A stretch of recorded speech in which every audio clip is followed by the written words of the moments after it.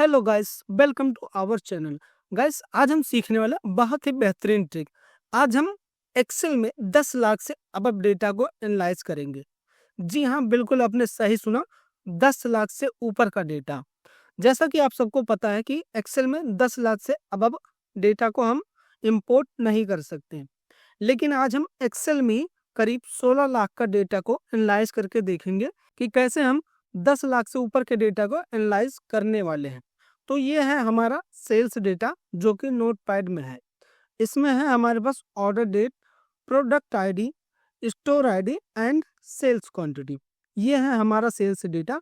इसको मैं आपको दिखा दे रहा हूँ कि कितना डेटा इसमें डला हुआ है। इसको चेक करने के लिए आप आ जाएंगे, कंट्रोल से प्रेस करेंगे, कंट्रोल प्लस एन, उसके बाद यहाँ पर करना है कंट्रोल प्लस जी। आपको दिख जाएगा कि इस डेटा में कितने रोज हैं, इस फाइल में कितने रोज हैं। यहाँ पर दिख रहा है 16,34,000 रोज। इसी डेटा को हम आज एनालाइज करने वाले हैं। तो यहाँ पर हमारे पास स्टोर आईडी है एंड प्रोडक्ट आईडी है, जिसकी डिटेल हमारे पास एक्सेल में पड़ी है। यहाँ पर हमारे पास प्रोडक्ट आईडी के साथ उसकी बाकी डिटेल डली हुई है, जैसे कि प्रोडक्ट नेम, कैटेगरी, एमआरपी।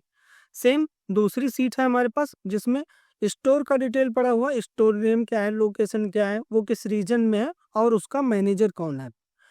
तो सबसे पहले हम अपने डेटा को एक्सेल में लिंक करेंगे, उसके बाद हम इन दोनों को लुकअप करेंगे।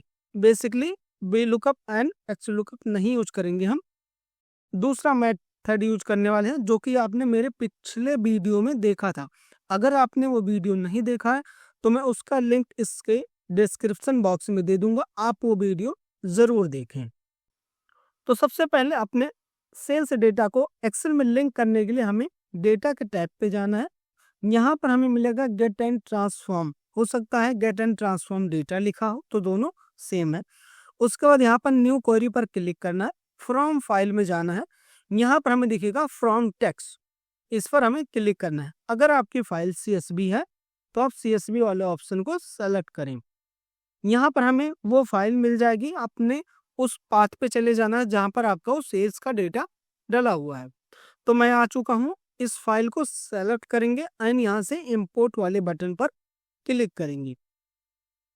जब आप इंपोर्ट वाले बटन पर क्लिक करेंगे आपके पास एक विंडो आएगा जिसमें उस फाइल का प्रीव्यू दिखेगा। यहाँ पर आपको 200 रोज के बेस पे ये डेटा दिख रहा है। अब यहाँ हमारे पास 3 ऑप्शन मिलेगा, load, transform data and cancel. तो हमें ट्रांसफॉर्म डेटा वाले ऑप्शन पर क्लिक करना है। अब हम आ चुके हैं अपने पावर क्वेरी के विंडो पर। यहाँ पर हमें वही डेटा दिख रहा है जो अभी हमने थोड़ी देर पहले नोटपैड में देखा था। ये डेटा मेरा बिल्कुल क्लीन है। अगर आपका डेटा ऐसा है जिसको क्लीन करने की जरूरत है, कुछ मॉडिफिकेशन करना है, तो आप उसको यहाँ पर बहुत ही इजीली कर सकते हैं। इसके लिए मैं एक सेपरेट वीडियो बना दूंगा इसके बाद। तो ये डेटा बिल्कुल क्लीन है, इसको हम अपने एक्सेल में लोड कर लेते हैं। उसके लिए हम क्या करेंगे, यहाँ पर जाएंगे होम टैब में।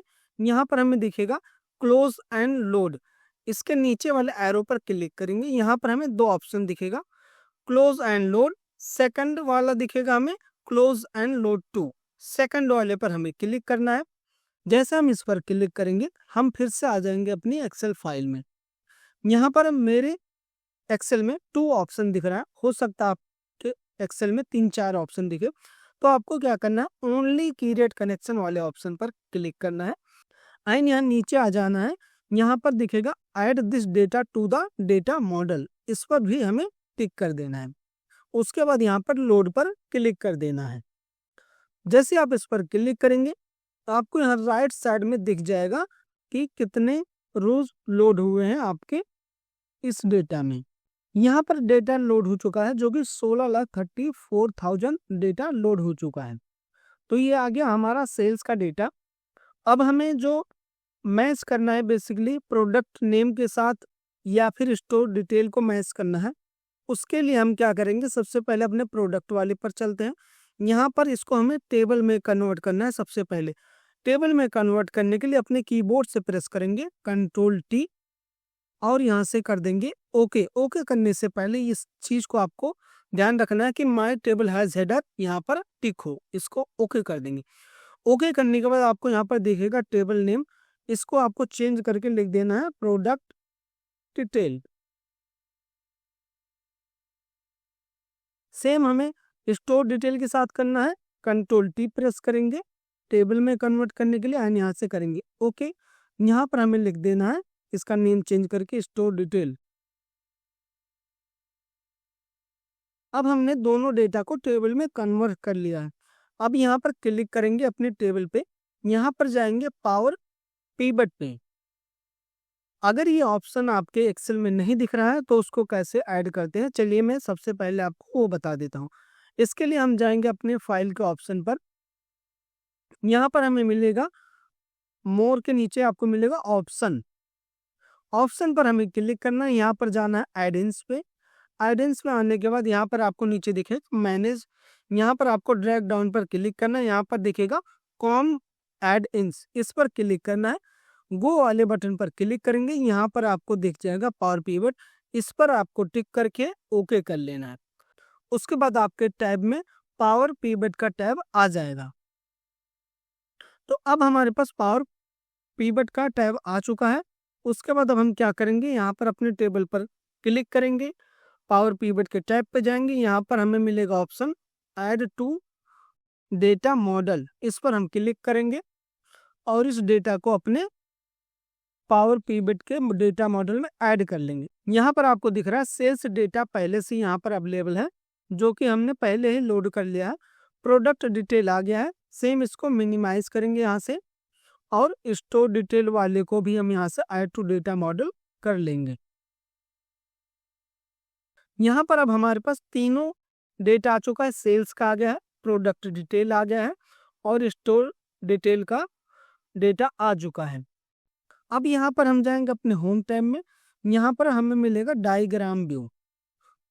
डायग्राम व्यू पर हम जब क्लिक करेंगे हमारे पास यहाँ पर वो तीनों टेबल दिख जाएंगे जो कि हमने अपने डेटा मॉडल में ऐड किया है। अब हमें क्या करना है, हमें इन तीनों टेबल को एक दूसरे से लिंक करना है। तो लिंक करने के लिए सबसे पहले एक चीज मैंडेटरी है कि यूनिक की होनी चाहिए दोनों टेबल में।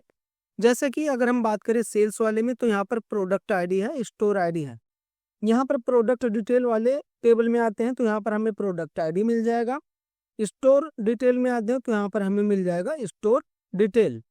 तो अब हम इनको एक दूसरे से लिंक कर लेते हैं।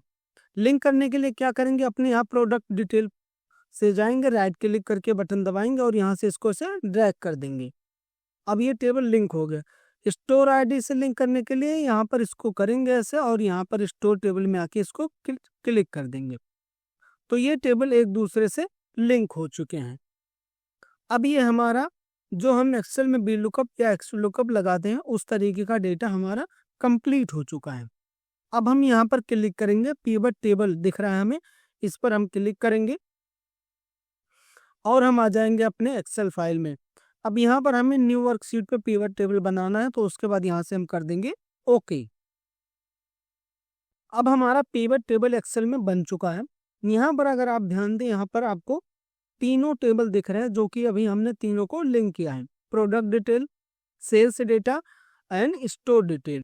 इसको अगर हम ओपन करते हैं तो यहाँ पर उसकी फील्ड दिख जाएगी। अब हम इस डेटा को एनालाइज करेंगे। तो सबसे पहले मुझे ये जानना है हर एक स्टोर में कितना सेल्स हुआ है। तो उसके लिए हम क्या करेंगे, यहाँ पर डालेंगे स्टोर नेम और सेल्स टेबल से ले लेंगे यहाँ पर सेल्स क्वांटिटी। ये आ गया हर एक स्टोर में कितना सेल्स हुआ है। अब मुझे रीजन वाइज अगर देखना है तो यहाँ से हम रीजन भी उठा के इसको ड्रैग कर सकते हैं। यहाँ पर आ गया हमारे पास रीजन कि हर एक रीजन में कितना सेल्स हुआ है। अब फॉर एग्जांपल मुझे मान लीजिए रीजन नहीं देखना है, मुझे देखना है कि हर एक कैटेगरी में कितना सेल्स हुआ, हर एक स्टोर के कैटेगरी में कितना सेल्स हुआ है। तो यहाँ पर अगर आप देखेंगे, इसको मैं कर दे रहा हूँ टेबुलर फॉर्म में। अब यहाँ पर आप देखेंगे हर एक स्टोर में किस किस कैटेगरी में कितना सेल्स हुआ है वो यहाँ पर आ चुका है। अब फॉर एग्जांपल मुझे ये जो डेटा दिख रहा है केवल 2025 का देखना है। तो सबसे पहले मैं क्या करूंगा, यहाँ से मैं जाऊंगा अपने सेल्स डेटा में।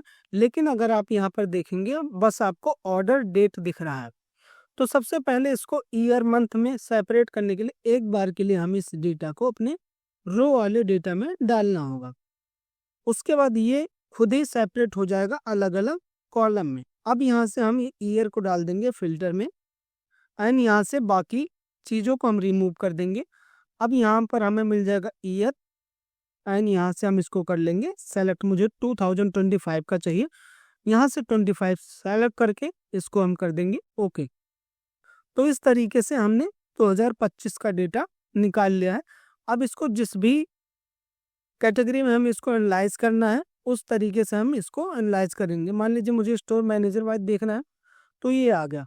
अब मुझे देखना है कि हर एक कैटेगरी में और हर एक ईयर में क्या क्या सेल्स हुआ है। तो यहाँ पर आपको कैटेगरी वाइज हर एक ईयर का ब्रेकअप मिल जाएगा। तो ये हमारे पास आ गया है कैटेगरी वाइज हर एक ईयर में कितना सेल्स हुआ है। तो गाइस इस तरीके से हम अपने इस डेटा को एनालाइज कर सकते हैं, इसकी पूरी रिपोर्ट बना सकते हैं। बेसिक से हमारे पास जो डेटा है वो 10 लाख से ऊपर है, फिर भी हम अपने एक्सेल में उस डेटा को एनालाइज कर सकते हैं।